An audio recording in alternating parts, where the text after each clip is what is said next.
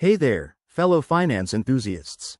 Welcome back to our channel, where we break down credit cards and their perks in simple, straightforward ways.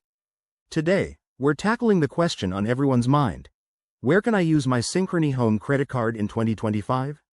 If you're a cardholder or thinking about getting one, this video is your go-to guide.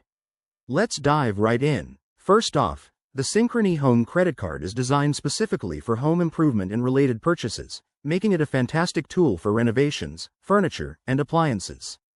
In 2025, you can primarily use it at Synchrony's partner merchants. Think big names like Lowe's, Home Depot, and other home improvement giants. These partnerships allow you to earn rewards and enjoy promotional financing on eligible items. But it's not just limited to physical stores. Many online retailers that partner with Synchrony will accept the card, so whether you're shopping for that new kitchen gadget on their websites or apps, you're good to go. However, keep in mind that acceptance can vary, so always check the Synchrony Bank website or the merchant's site for the latest updates. Things might change with new partnerships or policies in 2025. One key thing to remember is that this card isn't a general-use credit card like Visa or MasterCard. It's mainly for specific categories, such as home furnishings, electronics, and appliances from approved sellers. That means you might not be able to use it at your local grocery store or for everyday expenses.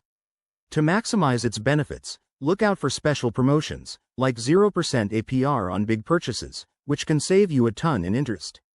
If you're planning a home project, using this card could help you spread out payments without high interest rates. Just be sure to pay off your balance on time to avoid fees. In 2025, Synchrony might introduce more digital features, like easier online account management, so stay tuned for those enhancements. Wrapping this up, the Synchrony Home credit card is a powerful option for home-related spending, but always verify where it's accepted to avoid any surprises.